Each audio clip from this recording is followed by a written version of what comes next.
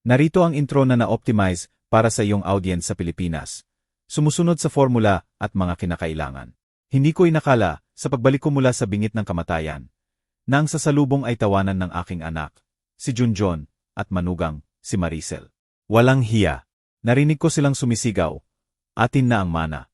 Bilang ilaw ng tahanan, ibinigay ko ang lahat, pati ang 500,000 na ipinautang.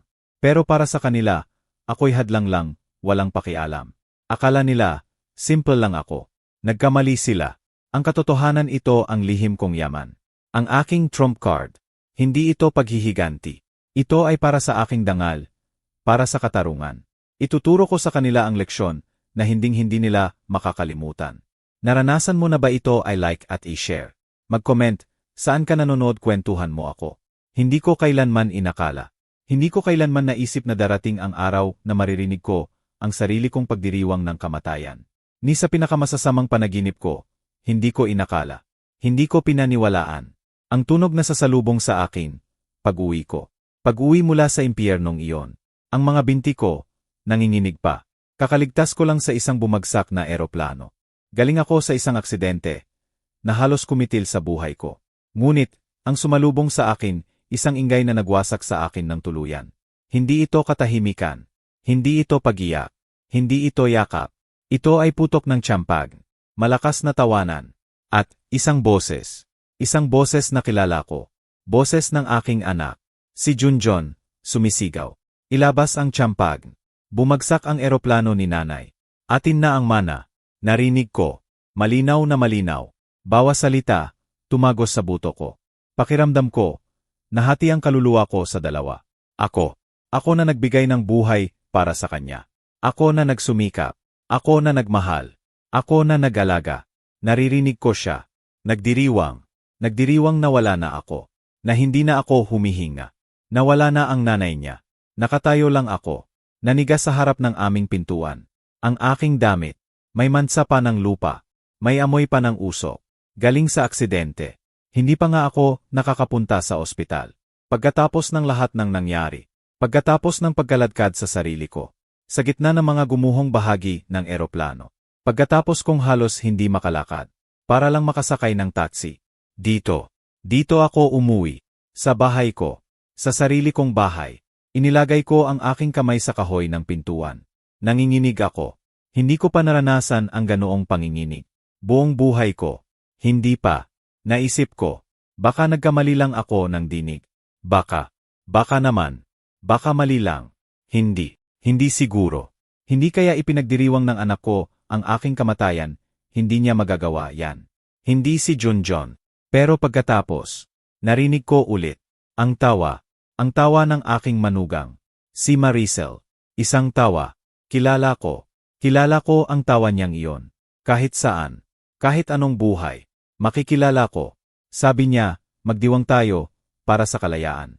Sa wakas. At pagkatapos, ang malakas na tunog ng mga baso na nagbabanggaan. Nagkalampagan. Ang tunog na iyon ang tuluyang nagwasak. Nagbasag. Ng isang bagay sa loob ko. Hindi ko na alam kung ano. Pero alam kong nasira. Hinintay ko ang aking hininga. Pinilit kong kalmahin ang sarili ko. Sumandal ako sa peder. Sa di nakikitang peder. Sa likod ng pintuan.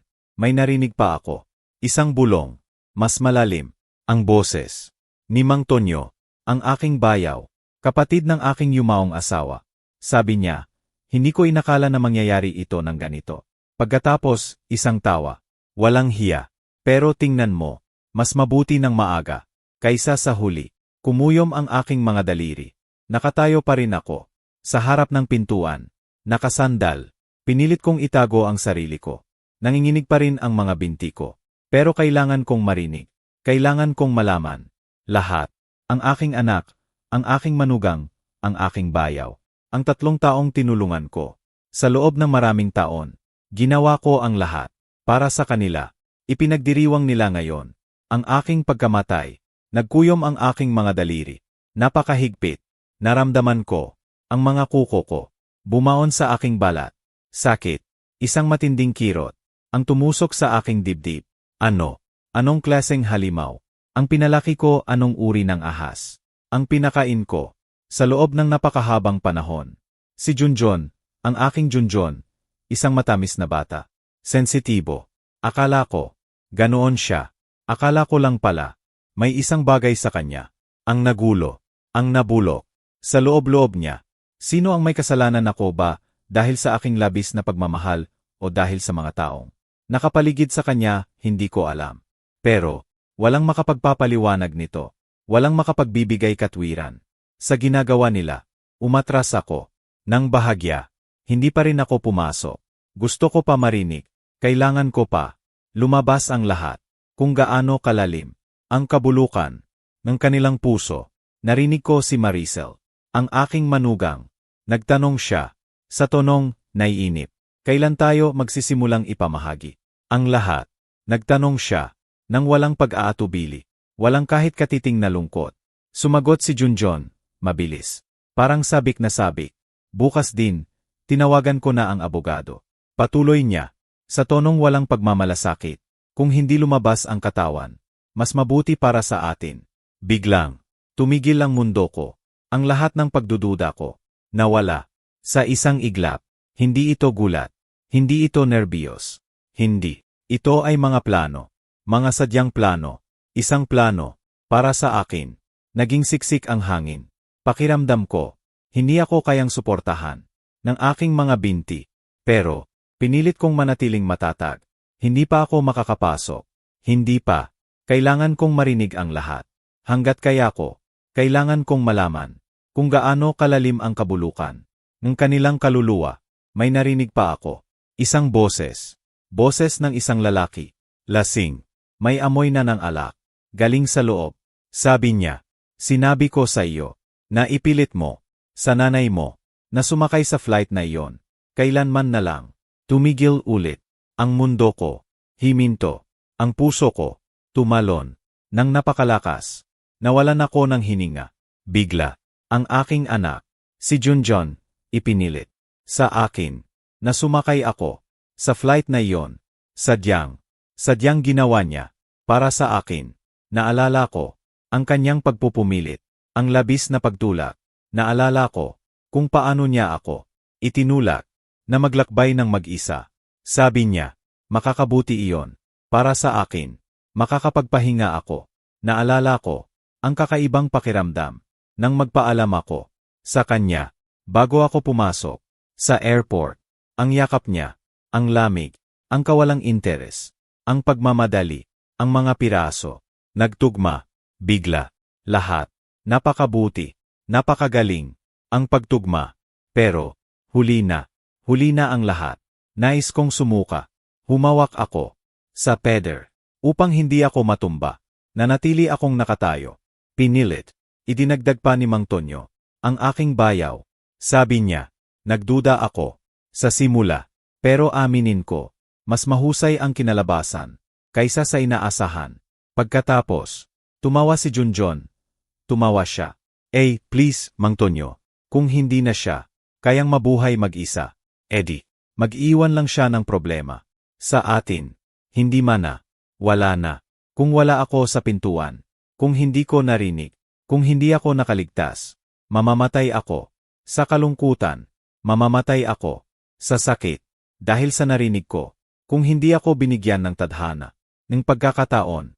Na marinig. Sa sarili kong mga tainga. Ang lahat ng ito.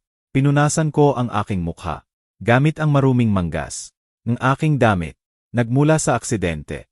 Ang aking paghinga. Naging mas mabagal. Mas kontrolado. Ang aking sakit. Nagbago. Hindi na takot. Hindi na kalungkutan. Iba. Nagbago na. Naging isang bagay. Na hindi ko kailanman naramdaman.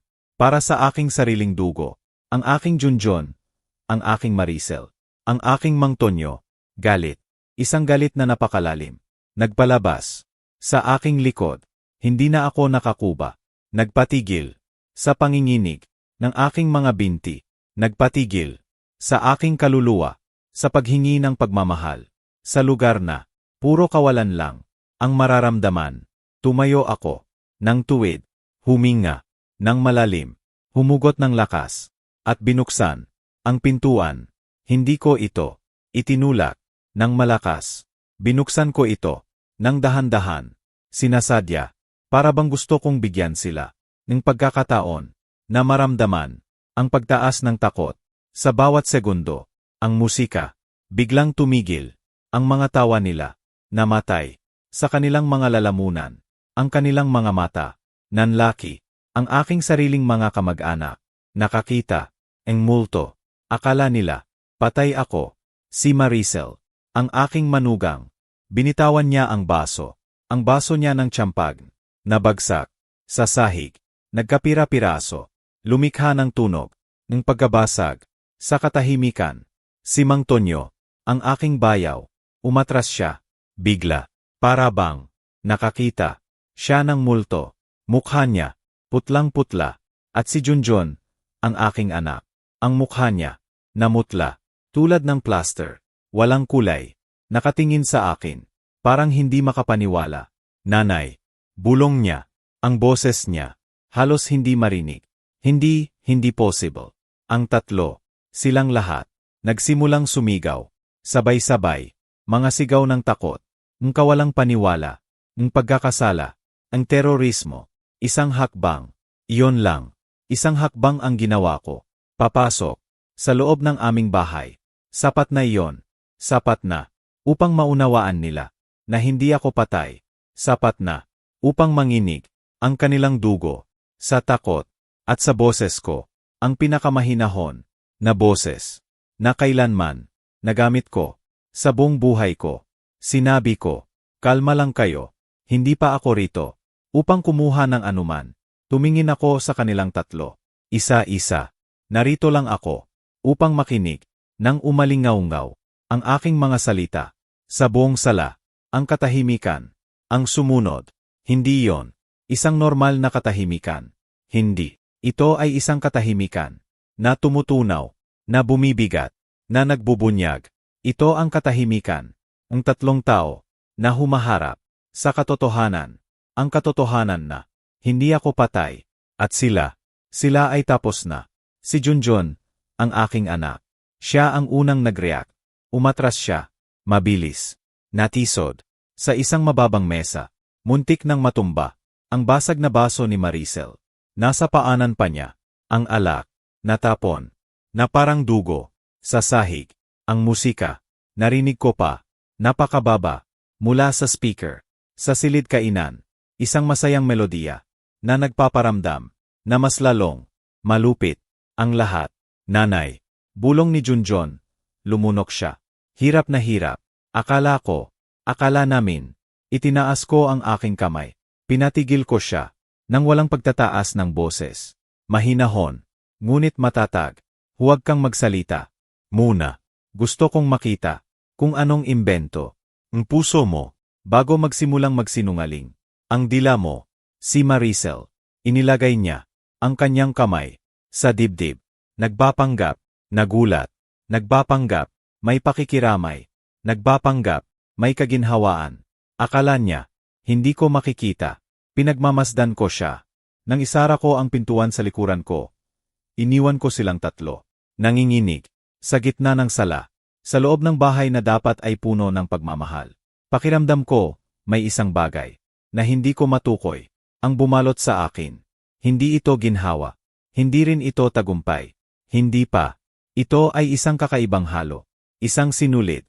Nagawa sa kalungkutan. Galit. At kalinawan. Ang isip ko. Ay biglang luminaw. Sumandal ako sa panlabas na pader ng bahay. Napakalakas pa rin ng tibok ng puso ko.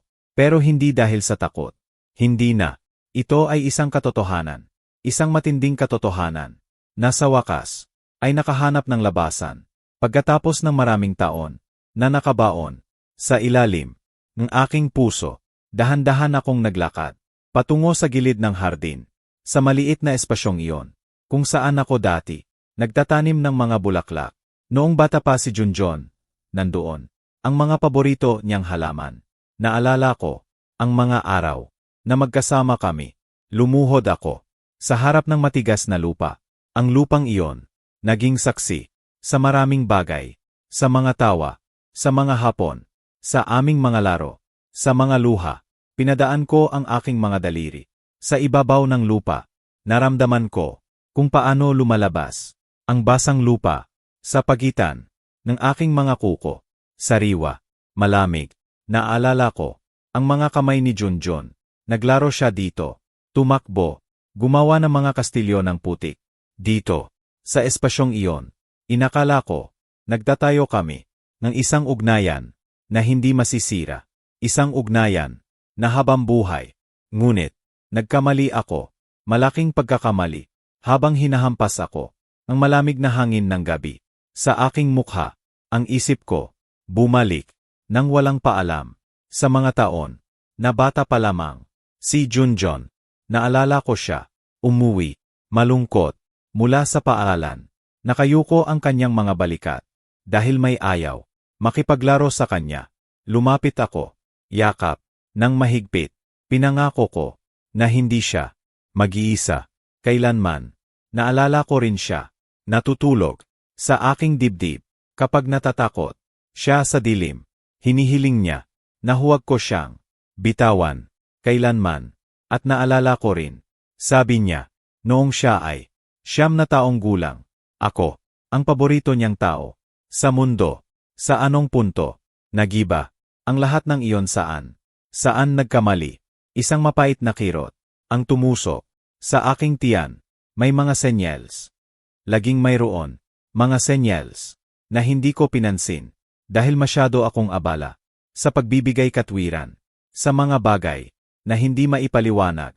Naalala ko, noong siya ay 15 taong gulang, nahuli ko siya, nagnanakaw ng pera, mula sa kanyang ama, si Mang Lito. Umiyak siya, nagmakaawa, sumumpa, na iyon ay para bumili ng mga regalo sa kanyang mga kaibigan. Ang ama niya, si Mang Lito, nais siyang parusahan, nais siyang disiplinahin. Ngunit, ako ang namagitan. Sinabi ko, na iyon ay isang pagkakamali, na siya ay isang teenager lamang, na matututo siya. Akala ko, matututo siya. Akala ko, magbabago siya. Doon na pala, nagsimula, ang lahat, sa pagbibigay ko ng palugit, sa pagtatakip ko, sa kanyang mali. Naalala ko rin, noong siya ay may sapat na gulang na, humingi siya, sa akin, ng malaking halaga, para sa isang negosyo. Sabi niya, kailangan niya ang 500,000. Malaking pera iyon, para sa amin. Ipinautang ko, dahil anak ko siya, dahil mahal ko siya.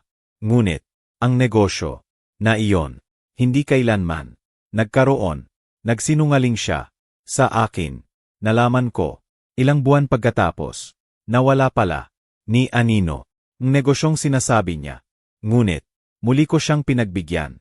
Muli, paulit-ulit, sinasabi ko, sa aking sarili, naghahanap lang siya, ang kanyang landas. Maiintindihan niya, pagdating ng panahon, bulag ako, o pinili kong maging bulag. Naalala ko rin, kung paano, tinitingnan ng kanyang asawa, si Maricel, si Junjun, laging, may pagkainip, may pagkademanda, na para bang, si Junjun, ay isang pamumuhunan, na dapat, magbunga, kaagad. Hindi niya mahal. Si Junjun, nakita ko, alam ko, pero ipinikit ko ang aking mga mata. Pinilit kong hindi makita ang katotohanan. Naisip ko, na sa paglipas ng panahon, maiintindihan niya, na hindi iyon ang pagmamahal, ang tunay na pagmamahal. Ngunit, maahil, ibang bagay, ang kanyang naintindihan. Maahil, naintindihan niya, na lagi ko siyang patatawarin, na lagi akong magagamit, na maari niya akong bigin, at mananatili pa rin ako doon, para sa kanya. Parang, isa lang akong walang katapusang pinagmumulan. Ang suporta, ang pera, ang pag-unawa, ang problema, sa labis na pagbibigay, ay ang ilang tao ay humihinto sa pagtingin sa atin bilang mga tao at nagsisimula na tingnan tayo bilang mga yaman, mga kagamitan na kailangan lang nilang gamitin. Dahan-dahan akong tumayo mula sa damuhan, pinupunasan ang aking mga kamay sa aking saya. Madilim ang kalangitan, walang bituin, isang perpektong metapora ng kung ano ang aking buhay sa loob ng nakaraang mga taon. Lumakad nang hindi nakikita, nagtitiwala, sa isang pagmamahal, na hindi pala umiiral. Pero habang nananatili ako doon, isang parirala, ang nagsimulang, umulit, sa aking isip. Ayoko nito, nanay. Ang parirala na iyon. Laging, sinasabi ni Junjun, tuwing, nasasaktan niya ako, nagsisinungaling, o nagkakamali. Laging, parehong parirala. Laging, parehong tono, at bigla, naintindihan ko, ayaw niya nito, hindi niya gusto, ang kahihinatnan, ng kanyang mga gawa. Pero, may iba pa siyang gusto, ang makalaya, sa akin, ang makalaya, sa isang taong, nagpapaalala sa kanya, kung ano, ang dapat niyang gawin, ang makalaya, sa responsibilidad, sa pasasalamat, sa tunay na pagmamahal, ang makalaya, para, makuha, ang aking pera. Iyon lang ang gusto niya. Bumalik ako, sa pasukan ng bahay, hindi ako pumasok, hindi pa, nananatili akong nakatingin, mula sa bukas na bintana. Doon, sa loob, silang tatlo, nag-uusap, ng pabulong-bulong, sa despeasyon. Si Maricel, naglalakad, pabalik-balik. Si Mang Tonyo, gustong umalis. Si Junjun, nakaupo, hawak ang kanyang buhok, bumubulong, ng mga salita, na hindi ko maintindihan. Hindi siya umiyak, para sa akin, hindi. Umiyak siya, dahil sa takot, at dahil sa pera. Ang larawang iyon, ang tumama sa akin, na parang isang alon, malamig, nakakawasak. Pinilit ko, lumayo, kailangan kong iproseso, ang nangyari, nang hindi nila ako, nakikitang wasak, hindi ko kayang ipakita, ang aking kahinaan, sa kanila. Naglakad ako, patungo sa kalsada, tahimik na tahimik, ang gabi, ang katahimikan na iyon. Nag-anyaya, sa akin, na alalahanin, ang mga bagay, na inilibing ko, sa loob ng napakahabang panahon. Naalala ko, ang aking yumaong asawa, si Mang Lito, isang mabuting tao, masipag, nagmahal, sa aming anak, si Junjun, isang simpleng pagmamahal, ngunit matatag. Nakikita niya, ang mga bagay, na hindi ko nakikita. Maraming beses, sinubukan niya akong bigyan ng babala. Masyado mo siyang sinasamahan, nena. Sabi niya, binibigyan mo siya ng lahat, nang hindi niya pinaghihirapan. Balang araw, masakit yan. Sa iyo, nagagalit ako, kapag sinasabi niya ang mga bagay na iyon. Akala ko, sobra-sobra siya. Akala ko, hindi niya naiintindihan ang pagiging sensitibo ng aming anak. Akala ko, sa pagmamahal, matutuwid ang lahat. Nagkamali ako. Malaking pagkakamali.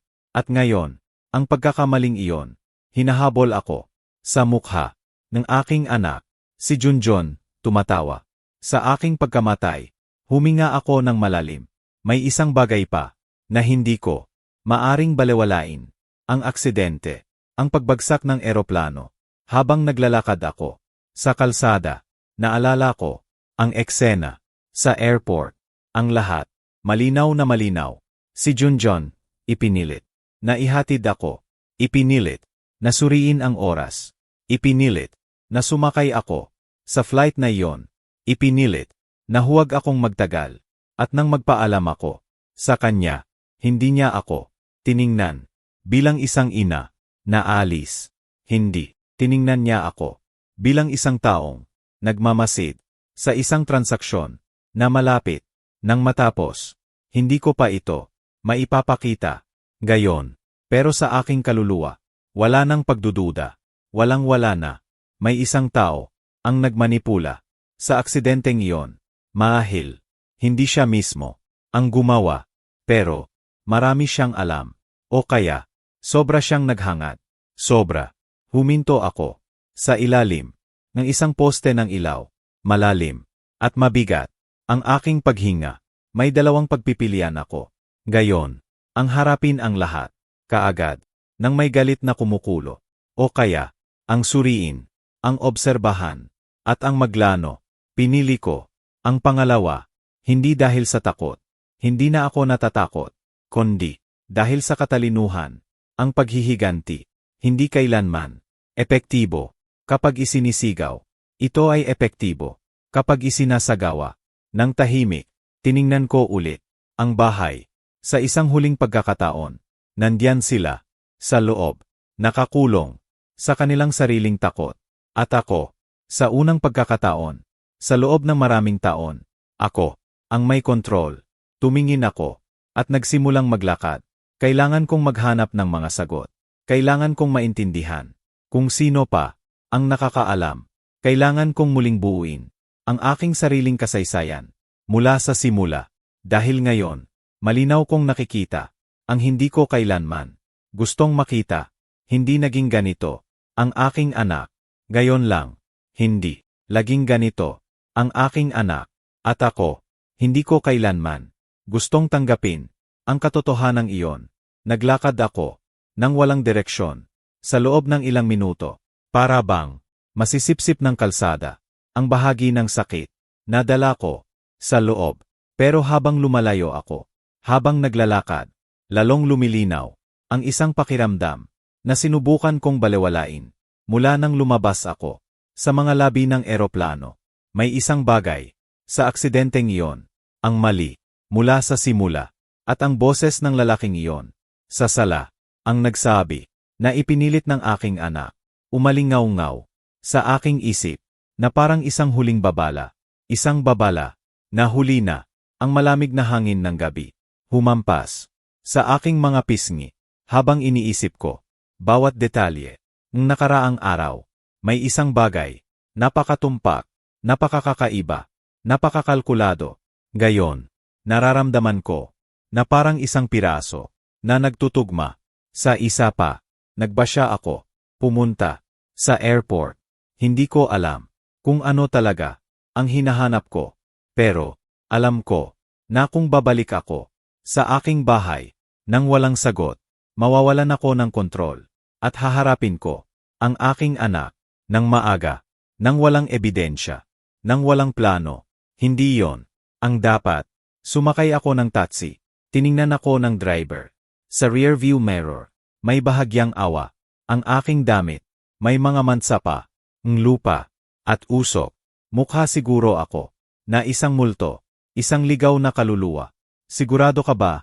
Maam tanong niya. Gabi na, kailangan kong nandoon. Sagot ko, hindi na ako nagpaliwanag pa. Ang airport, sa gabi, may nakakaasiwang katahimikan. Para bang ayaw nitong alalahanin ang kaguluhan ng nakaraang araw.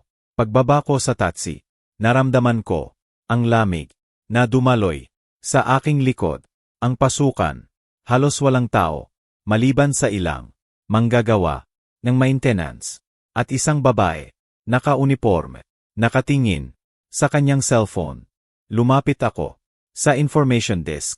Ang lalaki, sa likod ng counter, tumingin sa akin. Nagulat. Ma'am, kailangan niyo ba ng tulong? May isang bagay sa kanyang tingin ang nagpabalisa sa akin. Maahil, nakilala niya ang flight sa aking damit. Maahil, nakilala niya ang kalungkutan sa aking mga mata. Sumakay ako sa flight 782. Sabi ko, nang mahina, nananatiling tahimik ang lalaki. Pagkatapos, dahan-dahan, siyang tumango na may halo ang respeto at takot. Nakaligtas kayo? Tanong niya. Hindi siya makapaniwala. Sagot ko, at kailangan ko makausap ang sinumang narito. Kahapon, ang sinumang nakarehistro sa akin, ang sinumang nasa boarding gate o anuman na may alam. Nagdial siya ng isang internal na numero. Hiningi niya akong maghintay. Pagkalipas ng ilang minuto, lumitaw ang isang babae, may asul na vest, may mabait, ngunit pagod na mukha. Ako si Veronica. Sabi niya, nagtatrabaho ako sa boarding gate. Paano ko kayo matutulungan? Sinundan ko siya sa isang walang laman na silid. Nang isara niya ang pintuan, umupo siya sa harap ko. Ma'am, ayoko na balikan niyo ang anumang masakit, sabi ni Veronica. Pero, kayo ay isa sa mga huling taong sumakay sa flight na iyon. Nandoon ako, kumalabog ang aking puso, ang lahat nagsisimulang bumuo. May naalala ka bang kakaiba? Tanong ko. Nagmamadali, kumunot ang noo niya. Para bang pinipili niya Nang mabuti, ang kanyang mga salita. Sa totoo lang, naramdaman ko, naging mas siksik, ang hangin. Sabihin mo ang lahat, please. Hiling ko, huminga ng malalim. Si Veronica. Una, mukhang nagmamadali kayo. Na para bang, nagbago ang isip nyo. Sa huling minuto, ipinilit ng aking anak, na maglakbay ako. Bulong ko, tumango siya, nang hindi lubos, na naiintindihan. Pero ang nakakuha, ng aking pansin, ay iba pa. Kumunot, ang aking katawan. Ano, may isang lalaki, na nagtanong, kung nakasakay na kayo. Sabi ni Veronica, isang lalaki ulit ko. Anong hitsura niya? Mga 50 taong gulang. Maitim na suit. Hindi mukhang. Isang manlalakbay. Mayroon siyang. Napaka-urgente. Na tono ng boses. At nang sabihin ko sa kanya, na malapit na kayong pumasok. Lumayo siya. Habang nakikipag-usap. Sa telepono. May narinig ka ba? 2 salita lang. Tapos na. Kumuyom. Ang aking tiyan. Naghigpit. Tapos na. Paehong parirala. Na narinig ko. Sa loob ng aking bahay. Paehong parirala. Na inulit ni Mang Tonyo. Nang may pangungutya. Paehong parirala. Na ginagamit nila. Kapag pinag-usapan. Ang aking mana. Nalamigan ako. Sobrang lamig. May naalala ka pa ba, tanong ko? Nagduda. Si Veronica. Well, may pangalawang detalye. Isa. Nasa simula. Ay akala ko. Ay isang pagkakataon lamang. Pero ngayon. Na nakita kita rito. Hindi ko alam. Sabihin mo. Utos ko. 1 linggo bago. Patuloy niya. May tumawag. Na nagtatanong. Tungkol sa flight na iyon. Tinanong nila. Kung ligtas ba. Kung may mga ulat. Ng mga problema. Sa trajectory. Kung magkakaroon ng mga pag-aantala. Sa oras na iyon. Akala ko. Isang nerbiyosong pasahero. Kumalabog. Ang aking puso. Napakalakas. May iniwan bang pangalan? Hindi. Pero nakablock. Ang numero. Hindi ko masagot. Ang aking paghinga. Naging isang. Marupok na hibla. Hinigpitan ni Veronica. Ang kanyang kamay. Sa mesa. Alam kong hindi ito. Nakakatulong. Sa sakit. Pero kailangan ko. Sabihin sa iyo. Upang hindi mo. Isipin. Na ang lahat. Ay nagkataon lamang. Tinakpan ko. Ang aking mukha. Gamit ang 2 kamay. Hindi ako umiyak. Hindi na. Lumampas na ako. Sa mga luha. Nang lumabas ako. Sa airport. Ang aking isip. Ay isang buhawi. Isang lalaki. Nagtatanong tungkol sa akin. May nag-iimbestiga. Sa flight. Ang aking anak. Ipinipilit. Ang petsa. Si Mang Tonyo. Nagsasabi. Na mas mabuti ng maaga. Kaysa sa huli. Si Maricel. Nagtutungga. At sinasabi. Na sa wakas. At ang aksidente. Ang aksidente. Na walang dapat. Nakaligtas. Huminto ako. Sa tabi. Ng isang haligi. Upang huminga. Ang amoy ng airport. Nagpapataas. Sa aking tiyan. Umiikot. Ang aking ulo. Hindi yon. Aksidente. Hindi yon. Naging aksidente. Maahil. Kailanman. At pagkatapos. Na para bang. Nais ng tadhana. Na ilagay. Ang huling piraso. Ang puzzle. Narinig ko. Ang aking pangalan. Aling Nena. Dali-dali akong lumingon. Isang maliit na babae. May tungkod. At ang mukha. Ay may bahagyang peklat. Nagmamasid. Sa akin. Na para bang. Nakakita. Siya ng multo. Nandoon kayo. Sa flight na yon, tanong niya. Malakas na kumabog. Ang aking puso. Lumunok siya. Napigil ko. Ang aking hininga. Siya. Ay isa pang. Nakaligtas. Kailangan ko. Makausap kayo. Dagdag niya. Nanginginig. Hindi nagkataon. Na bumagsak. Ang eroplanong iyon. At kayo. Kailangan ninyong malaman. Ang nakita ko. Bago kami. Lumipad. Himinto. Ang mundo. Ano ang nakita mo?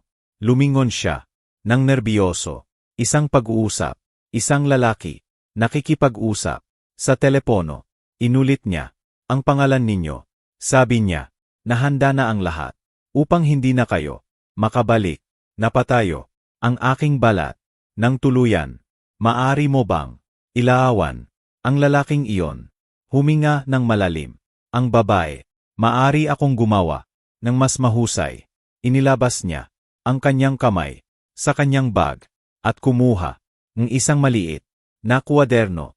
Maari ko siyang iguhit. Ako ay isang retratista. Umupo siya sa isang bangko. Nagsimula siyang gumuhit ng mabilis, tumpak, at tiyak na mga linya.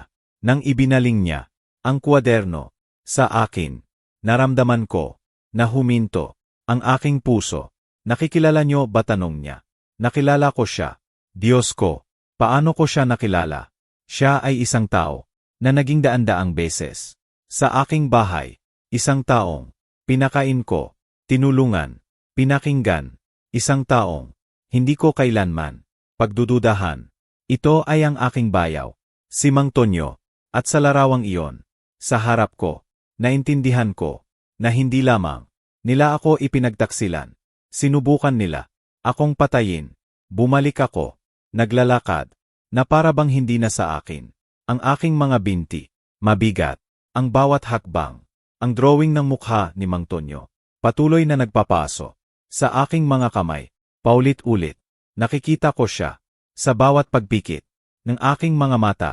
Siya, si Mang Tonyo, ang bayaw ko, kapatid ng lalaking minahal ko, ang tatay-tatayan ng aking anak, ang taong, sa loob ng maraming taon, pinakain ko, tinulungan ko, pinakinggan ko, ang taong, umuupo sa aking hapagkainan, umiinom ng aking kape, tumatawa, sa aking sala, sa aking pamamahay. Siya pala, siya ang isang pangunahing piraso, para hindi ako makabalik ng buhay. Ang sakit, ang pagdududa, unti-unting nawala, napalitan ng katotohanan. Gayon, malinaw, nasa akin. At kung si Mang Tonyo, kung siya ang nasa airport, kung siya ang nagtanong tungkol sa akin, kung siya ang naglipat ng mga piraso, kung siya ang nakipag-usap sa telepono, kung gayon, hindi siya kumikilos ng mag-isa. Impossible. Hindi niya magagawa ito ng mag-isa. Kinakailangan may iba pang nakakaalam ang plano, isang taong makikinabang, isang taong nagdiwang kaagad, walang pag-atubili, walang konsensya, walang awa. Si Junjun, ang aking anak. Hindi ako pwedeng magkamali. Siya ang isa pa. Pagdating ko sa bahay, hindi ako dumaan sa pangunahing pintuan. Ayokong malaman nila na nakabalik ako. Ayokong makita nila ang aking mukha. Sa ngayon, nilisan ko ang bahay ng tahimik, dahan-dahan. Ang puso ko kumakabog ng malakas. Sa aking tadyang, kumalabog na parabang gustong sumabog sa galit at sakit. Lumapit ako sa isang bintana, bahagyang bukas. Mula doon, narinig ko ang mga boses na patuloy na nag-aaway sa loob. Naririnig ko ang mga bulong, desperado, malinaw pa rin, kahit malayo, ang ilang salita, problema, sirene, pulis, plano. Ang marinig sila na nagpapanik ay isang maliit na kaaliwan. Maliit lamang, pero hindi ito sapat. Hindi pa. Narinig ko ang boses ni Junjun.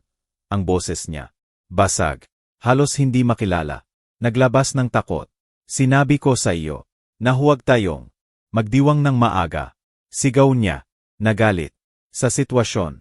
Ang takot, nagsisimula ng kainin siya. Sumagot si Mang Tonyo, ang kanyang boses, depensibo, itinatapon, ang sisi, at ano, ang gusto mong gawin ko, tanong niya, may galit din. Ikaw mismo ang nagsabi na impossible na may sinumang makaligtas sa aksidenteng iyon. Nanginginig ang aking puso. Narinig ko ang susing salita, impossible, hindi, dapat, walang nakaligtas. Sa mata nila, impossible, hindi ka dapat, pinilit, na maglakbay. Giit ni Mang Tonyo, sumisigaw na siya. Gayon, ang boses niya, punong-puno, ang sisi, sa anak ko, na siyang nagpilit sa akin. Masyadong halata iyon. Patuloy ni Mang Tonyo. Biglang, sumigaw si Junjun, ikaw ang nakipag-usap sa lalaking iyon. Sa airport, himinto, ang aking paghinga. Nang isang segundo, may isa pang lalaki involved. Hindi lang sila tatlo, may kasama pa sila. Sino? Sumali si Maricel. Sa pag-uusap, ang boses niya, may takot. At ngayon, ano ang gagawin natin, tanong niya. Kung buhay siya, mawawala sa atin ang lahat, hindi lang ang mana. Imbestigahan tayo. Sumigaw si Junjun, desperado. Tumahimik ka. Huwag mong sabihin iyan. Doon ko naramdaman ang isang bagay na umaakyat sa aking lalamunan. Isang halo ng sakit, galit, at kalinawan. Hindi lang ito ideya ni Mang Tonyo. Hindi rin ideya lamang ni Junjun. Ang ideya sa kanya mismo. Galing kay Maricel. Ang aking manugang. Ang utak sa likod. Ang lahat. Ang nagtulak. Ang nag-udyok. Ang nagmanipula. Isang apoy. Ang nagliliyab sa loob ko. Hindi na ito takot. Hindi na. Ito ay isang apoy. Mas malamig. Mas matatag. Apoy ng katarungan. Dahan-dahan akong lumayo sa bintana bago nila ako makita. Hindi na ako makapagpapatuloy sa pakikinig. Hindi dahil masakit. Pero ang kailangan ko gayon ay hindi na higit pang kalungkutan. Ang kailangan ko gayon ay estratehiya. Naglakad ako patungo sa harapan ng bahay. Ang sariwang hangin humampas sa aking mukha.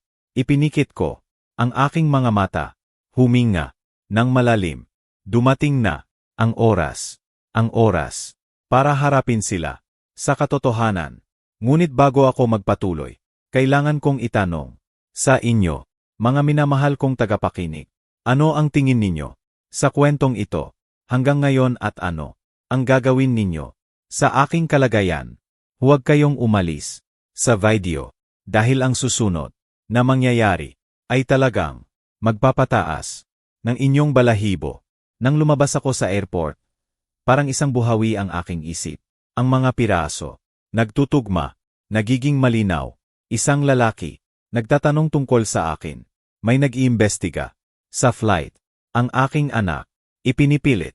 Ang petsa, si Mang Tonyo, nagsasabi na mas mabuti ng maaga kaysa sa huli. Si Maricel nagtutungga at sinasabi na sa wakas at ang aksidente na dapat walang nakaligtas. Hindi ito aksidente. Ang aking ulo umiikot, ang aking tiyan kumukulo. Naramdaman ko ang init, ng galit, umaakyat sa aking lalamunan. Pero kailangan ko maging matalino. Hindi ko pwedeng sumabog. Gayon, naglakad ako patungo sa harapan ng bahay. Ang sariwang hangin humampas sa aking mukha. Ipinikit ko ang aking mga mata. Huminga ng malalim. Dumating na ang oras. Pero hindi ako pumasok sa bahay ko muna. Hindi ako pwedeng basta na lang lumusob. Kailangan ko ang plano. Kailangan ko ang suporta ng isang tao na mapagkakatiwalaan. Bigla, nakita ko si Aling Clara, ang aking kapitbahay, nakabalot sa isang bata, nakatingin sa aking bahay. Ang mukha niya, halong takot at pagkausisa. Ang kanyang mga mata, malaki, na para bang nakakita siya ng multo. Aling Nena, bulong niya. Nang makita niya ako, ang boses niya, halos hindi marinig. Sinasabi nila, na kayo. Tumingin ako sa kanya. Direktahan. Walang pagpapalambing. Walang pagtatago. Buhay ako, Aling Clara. Sabi ko. At kailangan ko makausap ka. Agad niyang binuksan ang rehas ng pintuan ng kanyang bahay at hinawakan ang aking braso. Mahigpit. Para bang natatakot siyang mawala ako. Muli. Para bang nangangamba siyang anino lang ako. Pasok kayo, Aling Nena. Sabi niya. Ang boses niya, punong-puno ng kaginhawaan at pagkamangha. Ipinaghanda kita. Ngtsaa. Naisip ko na hindi na kita makikita. Muli, pumasok ako sa kanyang bahay. Napakaliit, ngunit malinis at maayos. Sa loob, tahimik, mainit, halos normal. Isang malaking kaibahan Sa bahay ko, na puno ng kasinungalingan at pagtataksil, dinala niya ako sa silid kainan habang sinasalin niya ang tsaa, nanginginig ang kanyang mga kamay. Aling nena, sabi niya, ang kanyang mga mata, nakatingin sa tasa. Mayroon akong dapat sabihin sa iyo, isang bagay na narinig ko, pero hindi ko alam kung sasabihin ko sa iyo. Natatakot ako, kumuyom ang aking lalamunan, ang aking puso, kumakabog ng malakas. Naramdaman ko na mayroon siyang mahalagang impormasyon. Sabihin mo ang lahat, Aling Clara. Please. Umupo siya sa harap ko, huminga ng malalim, at yumuko ang kanyang tingin. 2 linggo na ang nakalipas, nagsimula siya. Ang manugang mo, si Maricel, pumunta rito, kinausap ako, pakiramdam ko, himinto ang aking puso. Muli, ano pa ang ginawa nila? Sabi niya, patuloy ni Aling Clara. Ang boses niya, mahina, na nag-alala siya sa kalagayan mo, sa pag-iisip mo, na nakakalimutan mo ang mga bagay na kumikilos ka ng kakaiba, na baka kailangan mo ang tulong. O kaya, lumunok si Aling Clara. Hirap na hirap, isang legal na tagapamahala. Napaatras ako sa aking upuan. Gusto nila na ideklara akong hindi karapat-dapat na magdesisyon para sa sarili ko. Gusto nilang alisin ang aking kalayaan, ang aking pangalan, ang aking ari-arian. Tumango si Aling Clara. Malungkot, hiningi niya sa akin na kung may makita akong kakaiba sa iyo, i-report ko raw sa kanya. Inalok pa niya ako ang pera. Dagdag niya, inalis niya ang kanyang tingin. Halatang nahihiya. Siyempre, hindi ko tinanggap, pero ngayon, naiintindihan ko na kung bakit kumakabog ang aking puso ng marahas. Hindi lang nila sinubukang patayin ako. Bago pa man iyon, sinubukan nilang alisin ang aking kalayaan, ang aking pagkatao, ang aking ari-arian. At hindi lang iyon, sabi ni Aling Clara, isang lamig ang dumaloy sa aking likod. May iba pa, mas malalim pa sa akala ko. Ang anak mo, si Junjun, nandoon. Kasama niya, patuloy ni Aling Clara. Ang kanyang boses, may takot, at may sinabi, siya. Isang nakakatakot na bagay. Nagdilim ang aking paningin. Sandali. Ang aking anak, ang aking sariling anak, may 2 plano, 2 paan, para alisin ako. Sabi niya, bulong ni Aling Clara. Kung mabibigo ang legal na plano, gagana ang plano sa biyahe. Naramdaman ko, ang aking mundo, nag-ikot. 2 plano, ang legal na plano, at ang plano sa biyahe. Ito ay mas malalim kaysa sa akala ko, mas tuso, mas madilim. Hinawakan ni Aling Clara ang aking mga kamay. Nanginginig. Aling nena, makinig ka. Alam kong masyadong masakit ito, pero kailangan mo umaksyon. Kung magdududa sila na may alam ka, baka subukan nila ang mas malala. Tumingin ako sa kanya. Walang pagdududa, walang pag-atubili. Hindi nila susubukan. Sagot ko sa isang seguridad na hindi ko pa naramdaman. Sa loob ng maraming taon, hindi sila magkakaroon ng pagkakataon. Tumayo ako, dahan-dahan. Tiningnan ako ni Aling Clara. May takot. Ano ang gagawin mo? Ang hindi ko kailanman ginawa sa buong buhay ko. Sagot ko, protektahan ang sarili ko mula sa sarili kong pamilya. Huminga ako ng dahan-dahan. Aling Clara, kailangan ko ang mga pangalan ng lahat ng taong narinig mong nakikipagtalo sa kanila. Kailangan ko ang mga petsa, mga komento, anumang maliit na detalye. Kailangan ko ng mga saksi. Kailangan ko ng mga ebidensya. Tumango siya nang walang pagdududa. Anumang kailangan mo, Aling nena, tutulungan kita. Inabot niya sa akin ang isang folder. May mga lumang anotasyon, mga bagay na naisulat niya nang hindi niya alam na magiging mahalaga sa paglaon, mga bagay na ngayon ay vital. Doon ko naintindihan ng mas malinaw, kaysa kailanman. Silang tatlo, hinukay nila, ang sarili nilang libingan. At ako, kailangan ko lang, ipakita, sa mundo, kung nasaan, ang pala, lumapit ako, sa bintana, at tiningnan, ang aking bahay, kung saan, bukas pa ang mga ilaw, at ang mga anino, gumagalaw, pabalik-balik. Naisip ko, ang bata, na ako, ang nanay, na ako, ang pagmamahal, na ibinigay ko, nang walang reserbasyon. At sa wakas, naintindihan ko, kung sino ako. Gayon, hindi na ako, isang biktima, hindi na, isang nakaligtas, isa akong babae, na sinubukan, patayin, at bumalik, para wasakin, ang lahat ng, nagdaksil sa akin, ang unang piyesa, ang domino, handa na, para bumagsak, ang kanilang katapusan, nagsisimula na, at ako, hindi na magpapahintulot, nasirain nila, ang aking buhay, bumalik ako, sa aking bahay, hawak ko ng mahigpit, ang folder ni Aling Clara, nakasiksik, sa aking dibdib, para bang, isang dinakikitang kalasag. Pero, hindi ito kalasag, hindi, ito ay isang sandata, na sila mismo, ang nagbigay sa akin, nang hindi nila alam, sa bawat padalos-dalos na komento, sa bawat kasinungalingan, sa bawat planong, nagsalita ng malakas, ang paglakad, patungo sa aking pintuan, pakiramdam ko, iba, noon, ito ang bahay, kung saan nakatira, ang pamilyang, akala ko, mayroon ako, gayon, ito ang tanawin, ng isang krimen, hindi ang aking pagkamatay, hindi nila iyon, nagawa, kundi, ang pinakamalalim na krimen, ang pagbura sa akin, mula sa kanilang mga puso, bago pa man, sinubukan nilang burahin ako, mula sa buhay.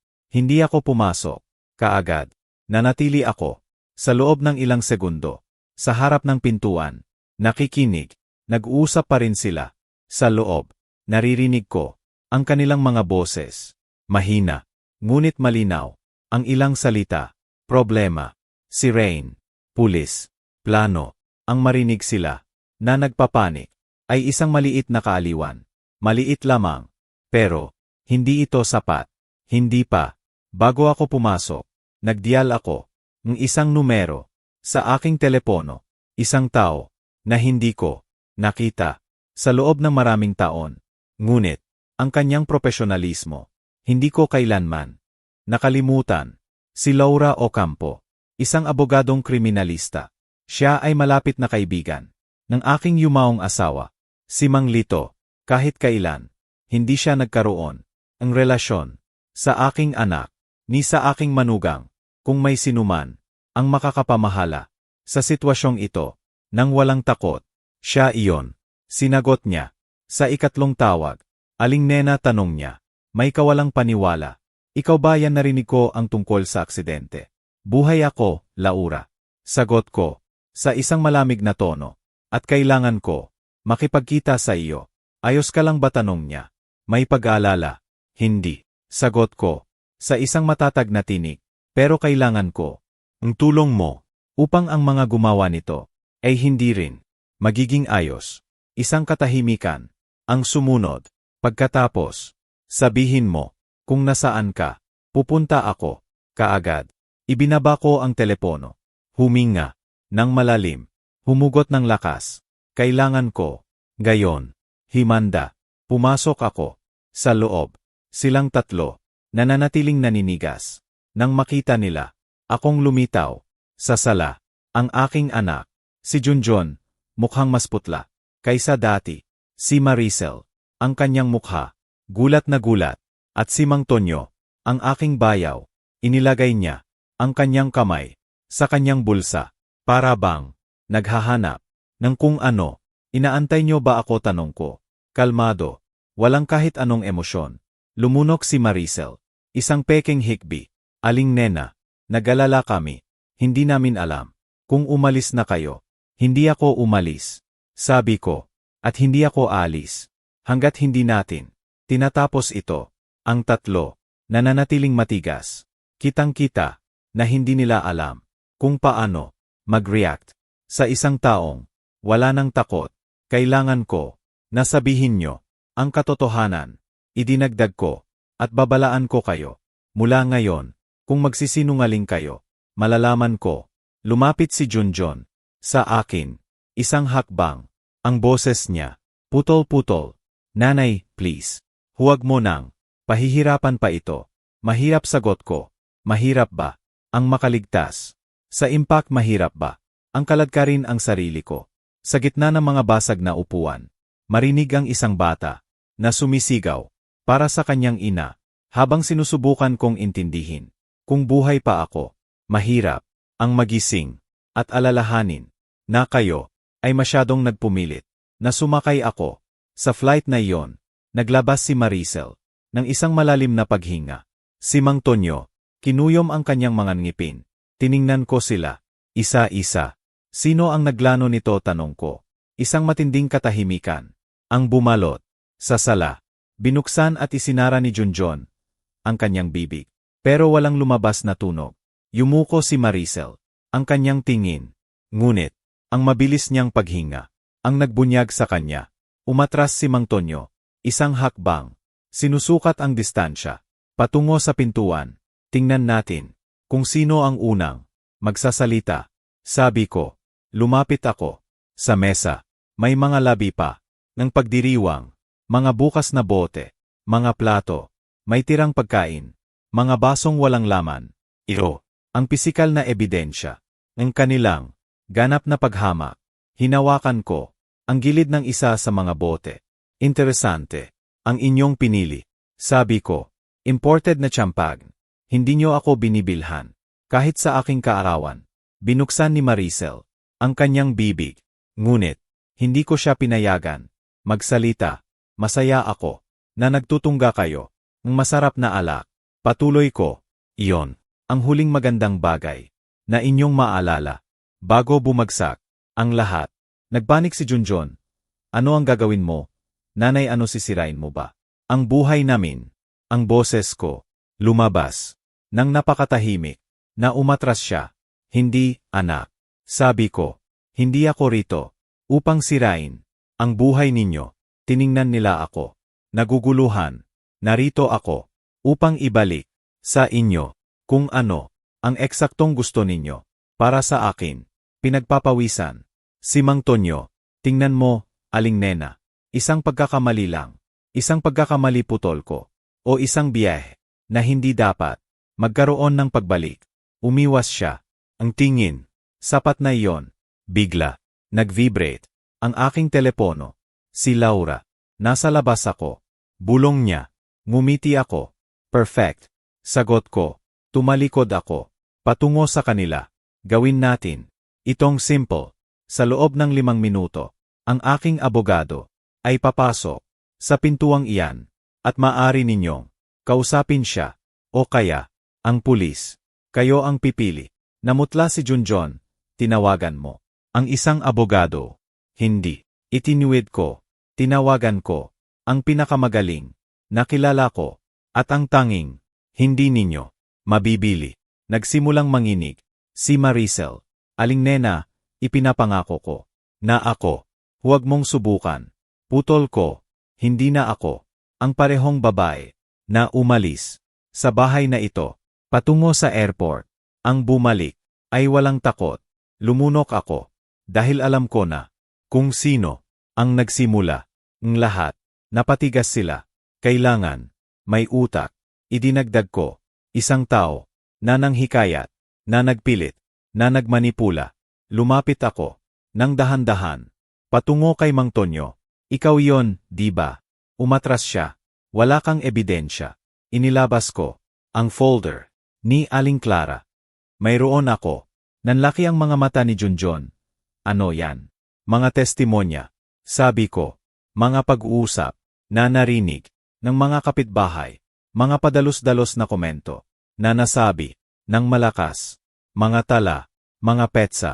At kung hindi pa sapat, mayroon din ako. Isang retrato. Agad na namutla si Mang Tonyo. Retrato ng ano? Tiningnan ko siya. Direktahan. Ang iyo. Sa airport. Ang kanyang katawan. Bumagsak. Sa sofa. Parang wala ng lakas. Sumabog si Junjun, Diyos ko, Mang Tonyo. Nasa airport ka pala. Hindi sumagot. Si Mang Tonyo, nanginginig. Sumigaw si Maricel. Baliw ka ba idinamay mo kaming lahat? Sa kalokohan na ito, at sa mismong sandaling iyon, bumukas ang pintuan. Pumasok si Laura. Eleganteng, kumpiyansa, handa, nananatiling naninigas. Ang tatlo, magandang gabi, sabi ni Laura.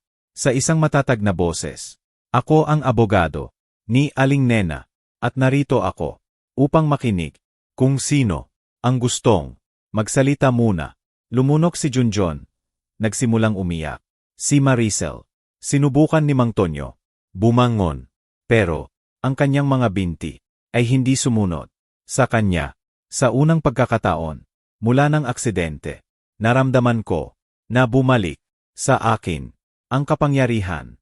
Dahil naroon si Laura, at dahil palapit na ang katotohanan, ang pagbagsak, ng lahat ng ito, nagsisimula na. Gayon, humakbang si Laura, papasok sa sala, may elegnsya, may kumpiyansa, may pagiging handa, sa anumang mangyayari.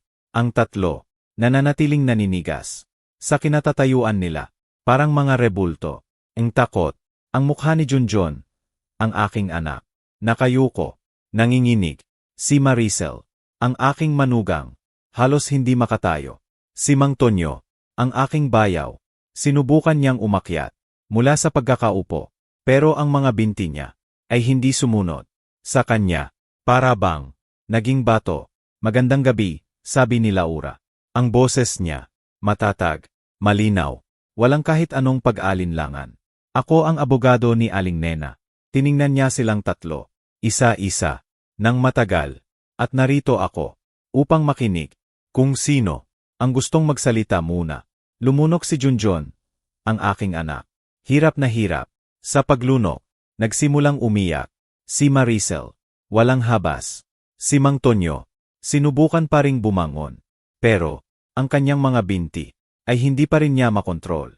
Parang, nakadikit na siya, sa upuan. Sa unang pagkakataon, mula ng aksidente, naramdaman ko, na bumalik, sa akin, ang kapangyarihan. Sa akin na, dahil naroon, si Laura, at dahil, palapit na, ang katotohanan, ang pagbagsak, ng lahat ng ito, nagsisimula na. Gayon, lumakad si Laura, sa gitna ng sala, na para bang, isang hukom, ang pumapasok, sa korte. Ang kanyang presensya, nagbabago, sa atmosfera, ang silid, kaagad. Si Junjun, napaatras, sa sofa, parang isang bata, na nahuli, sa kasalanan. Si Maricel, pinupunasan, ang kanyang mga luha, na hindi ko pinaniniwalaan. Si Mang Tonyo, sinusubukang huminga, ng malalim, pero, bawat segundo, lalo siyang, lumulubog. Magsisimula tayo, anunsyo ni Laura. Inilagay niya, ang kanyang maleta, sa mesa, sa gitna, at gusto kong, linawin, ang isang bagay, ang anumang, sasabihin ninyo rito, ay maaaring, makapagpasya, sa inyong kinabukasan. Si Junjun, ang aking anak, kinuyom niya, ang kanyang mga ngipin. Kinabukasan ano ngayon? Agitan mo na kami. Itinaas ni Laura, ang isang kilay, kalmado, ngunit may lamig. Hindi ko kailangan na pagbantaan kayo mismo, ang naglagay sa inyong sarili, sa butas, na ito. Narito lang ako, upang tingnan, kung sino, ang susubukan, umahon, at kung sino, ang mananatiling nakalibing. Umupo ako, sa isang silya, sa tabi ng bintana. Hindi ko kailangan magsalita. Sa ngayon, sila ang sisira, sa kanilang sarili, sa bawat bahagi, sabi ni Laura. Si Aling Nena, nakaligtas. Ibig sabihin, ang pinag-usapan ninyo, ang ipinagdiwang ninyo, at ang plinano ninyo, hindi nanatili. Sa hangin, mayroon tayong mga saksi, mayroon tayong mga pahayag, mayroon tayong retrato. Ni Gino, tiningnan niya, si Mang Tonyo, sa airport, nakikipag-usap, sa telepono, bago lumipad. Gusto mo bang, ikaw ang magsimula? Lumunok si Mang Tonyo, ang kanyang mukha, putlang-putla. Hindi. Hindi ito ang iniisip ninyo. Ako. Pinutol siya ni Maricel. Ang boses niya. Galit. Mang Tonyo. Iyon ang iniisip namin. Narinig ka nila. Nakita ka nila. At sinabi mo sa amin. Na sigurado. Na walang anumang paraan. Na magkakamali. Ang flight na iyon. Tumahimik ka. Sigaw ni Mang Tonyo. Sa kanya. Bumalik ang kulay. Galit. Hindi ako tatahimik. Sigaw ni Maricel. Ikaw ang naglagay sa amin. Sa lahat ng ito. Hindi sila pinatigil ni Laura. Sa halip. Mukhang. Masaya siya. Sa kanilang pagwasak. Sa kanilang sarili. Interesante, sabi ni Laura. Kaya kayo pala, Ginang Maricel, alam ninyo. Na may plano. Natigilan si Maricel. Ako lang. Inulit. Ang sinabi niya. Wala akong ideya. Binuksan ni Laura ang kanyang maleta nang may maingat na galaw at kumuha ng isang maliit na device. Isang recorder. Perfect. Dahil gagawin natin itong mas madali. Aling nena, ilagay mo ito sa mesa. Tumayo si Junjun, bigla. Nagre-record ka. Sa pag-uusap na ito, tiningnan siya ni Laura. Nang matalim, nagtatala ako at masaya ako na napansin mo. Dahil, ibig sabihin, naiintindihan mo ang seryosong sitwasyon. Nagsimulang maglakad si Junjun nang pabalik-balik. Pinagpapawisan. Baliw ito, nanay. Talaga bang papayagan mo na tratuhin kami na parang mga kriminal? Tiningnan ko siya nang walang pagpikit. At ano, kayo, kung hindi yon? Bumagsak ang mukha niya. Ayoko. Namamatay ka. Sigaw niya. Ayoko. Hindi ko gusto. Ideya nila iyon. Itinuro niya. Si Mang Tonyo. Na ngayon, ay galit na galit. Ideya ko ikaw ang nagpumilit. Ikaw ang nagsabi. Na iyon ang perpektong araw. Ikaw ang pumirma. Sa mga papels. Ang seguro. Tumigil ang mundo ko. Seguro. Kinumpirma ni Junjun. Nang hindi sinasadya. Ang lahat. Seguro. Binuksan ni Laura. Ang isang folder. Iyon. Ang gusto kong pag-usapan. Sabi niya. Mayroon akong mga kopya. Ng mga kontrata. Ang seguro sa buhay. Na kayo, Ginoo. Tiningnan niya si Junjun. Direktahan. Ang nag-ayos. 3 buwan. Bago ang aksidente. Kakaiba. Di ba ang benepisyaryo ay hindi ang iyong nanay, kundi ikaw? Umatras si Junjun. Para bang sinaktan siya? Hindi yon ang iniisip ninyo. Ako.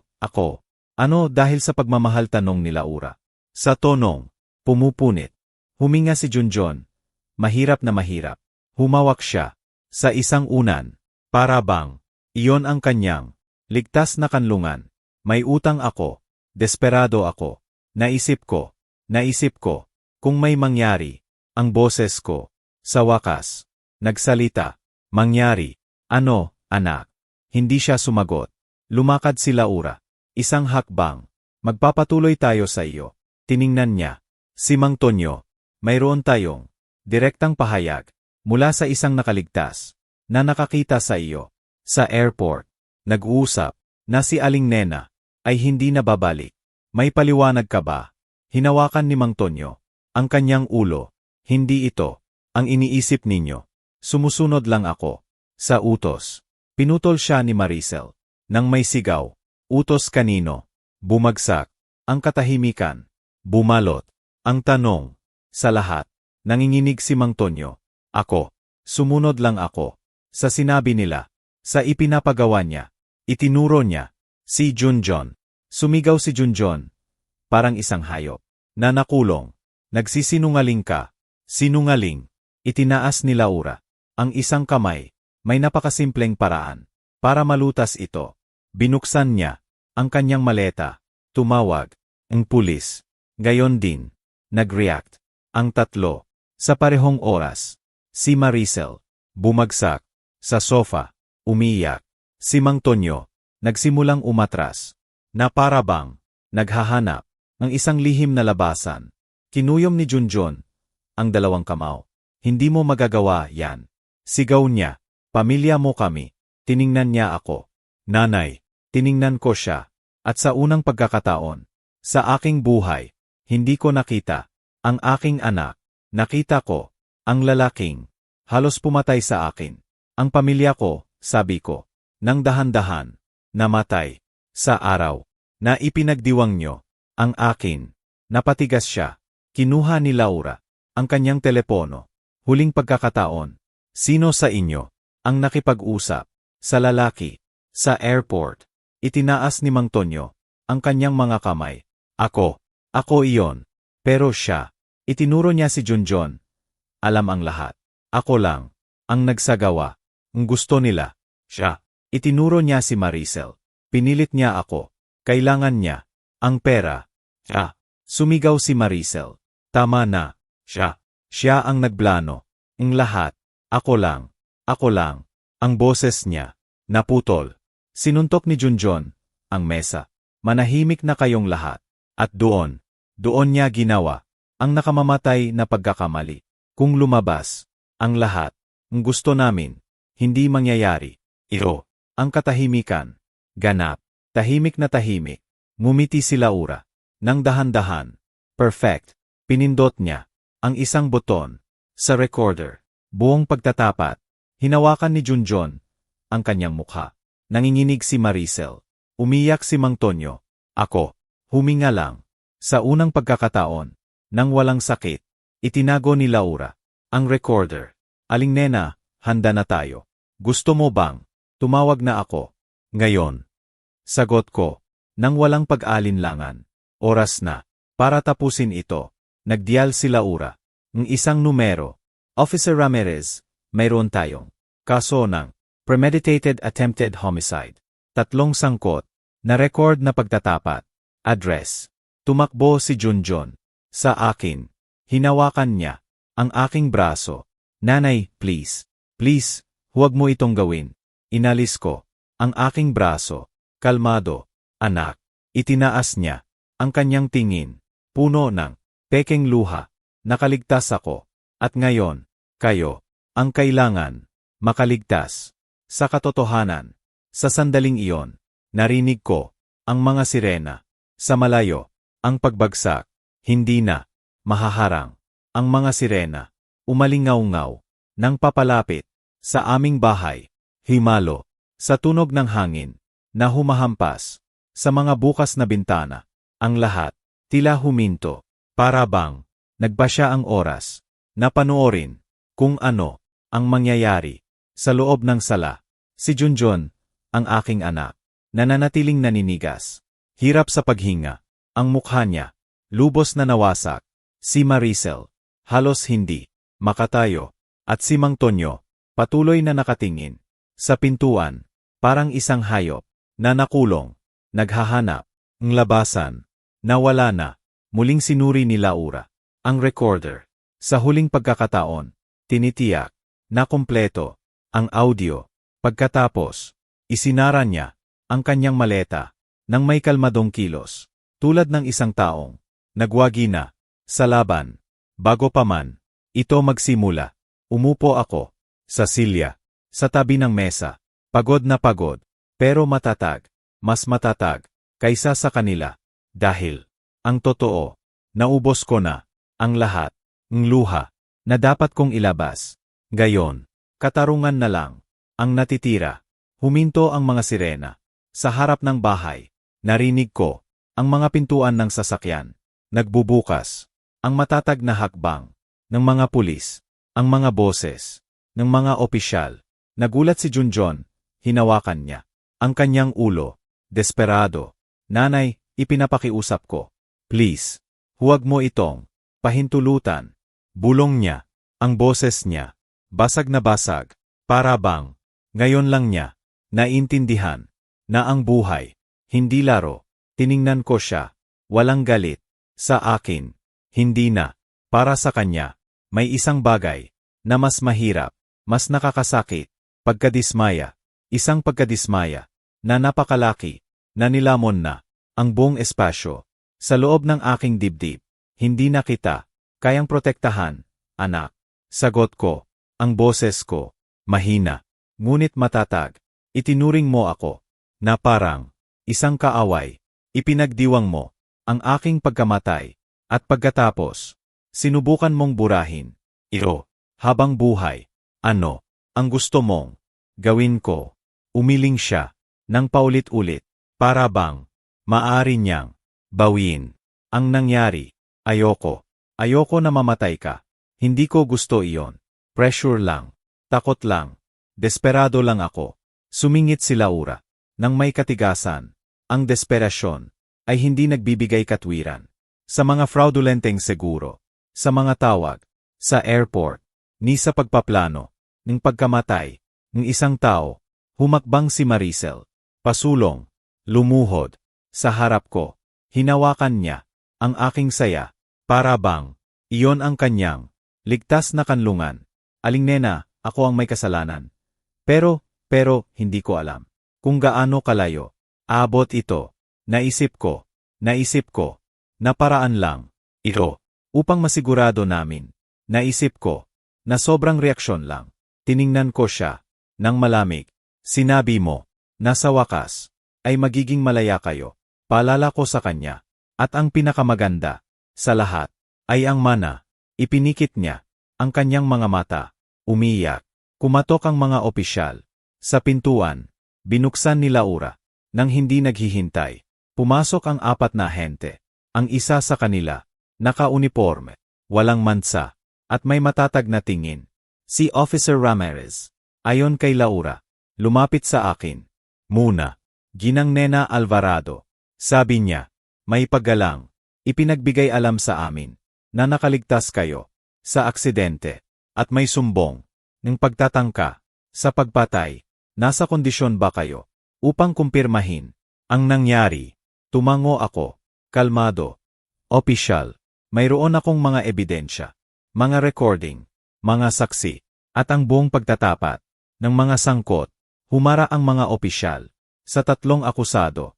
Umatras si Junjun. Hindi. Hindi ko ginawa. Iyan. Ang lahat.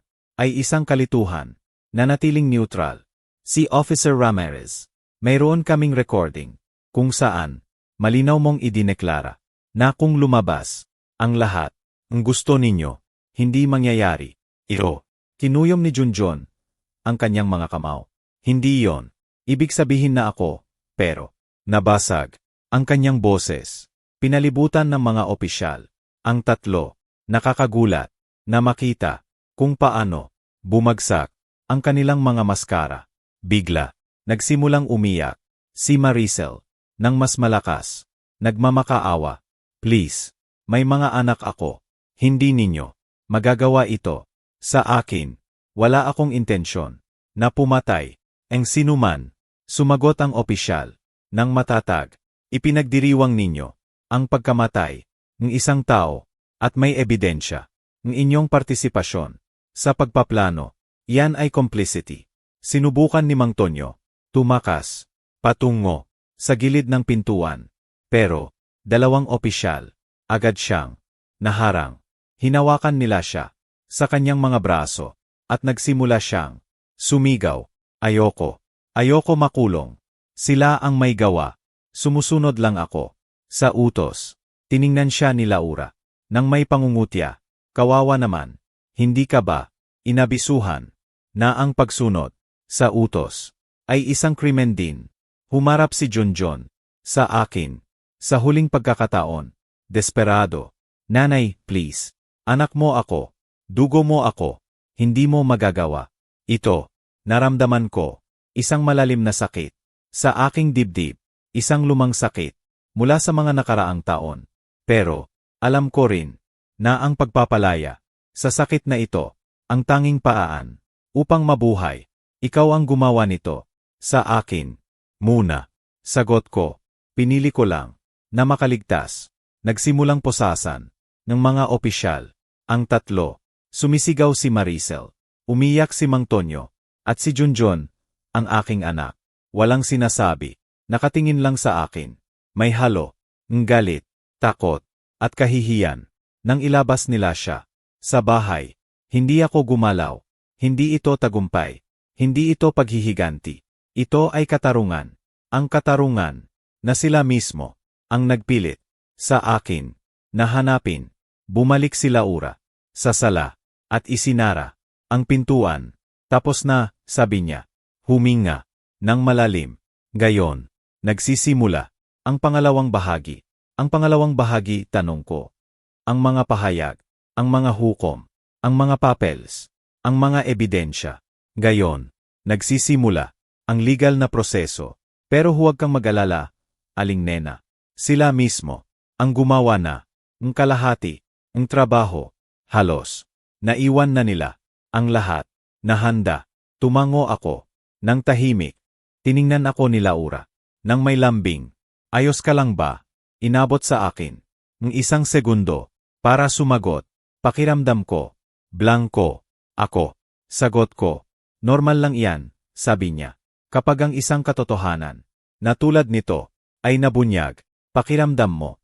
Para bang nabasag ang buhay. At nabasag, sagot ko. Pero, maahil, kailangan niyon. Hinawakan ako ni Laura sa aking balikat at nagsalita sa mas malambing na tono.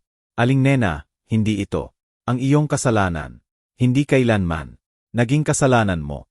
At sa unang pagkakataon, mula ng aksidente, pinaniwalaan ko ang mga salitang iyon. Ang mga sumunod na araw ay isang nakakapagod na halo ng mga papels, mga tanong, mga investigasyon, at mga balita. Lumabas ang aking pangalan sa mga dyaryo, sa telebisyon, ang kwento ng babaeng nakaligtas sa aksidente ng eroplano at natuklasan na ang sarili niyang pamilya ipinagdiriwang. Ang kanyang pagkamatay naging viral. Ang ilan nagulat, ang ilan umiyak, ang ilan nagpadala ng mensahe, ang suporta, ang ilan gusto ng mga panayam. Tinanggihan ko lahat. Ayoko maging sikat. Gusto ko lang ng kapayapaan. Ang tatlo, formal na kinasuhan, pagtatangka sa pagbatay na may premeditation, fraud sa seguro, kriminal na pagsasabwatan, obstruksyon ng hustisya, maayos na pinamahalaan ni Laura. Ang lahat, walang pagkakamali. Siya ay walang awa. Sa panahon ng mga pahayag, sinubukan ni Junjon na sisihin si Mang Tonyo, sinubukan ni Maricel na sisihin si Junjon, at sinubukan ni Mang Tonyo na sisihin lahat. Ngunit, ang recorder na iyon, na binuksan ni Laura sa tamang oras, iyon ang kanilang sentensya. Humanga ang piskal sa kalinawan ng ebidensya. Sa huli, tinanggap nila ang isang kasunduan. Si Mang Tonyo, 15 taon. Sa kulungan, si Maricel, 8 taon. Para sa complicity, fraud, at pagtatago. Si Junjon, 20 taon. Siya ang pinakamaraming nawala. Siya ang pinakamaraming ginawa para kumita mula sa aking pagkamatay. Siya ang pinakamaraming alam. Siya ang pinakamaraming nagsinungaling. Siya ang pinakamaraming nagdiwang. Nang malaman ko, hindi ako umiyak. Nanatili akong tahimik, nakatingin sa papel ng sentensya.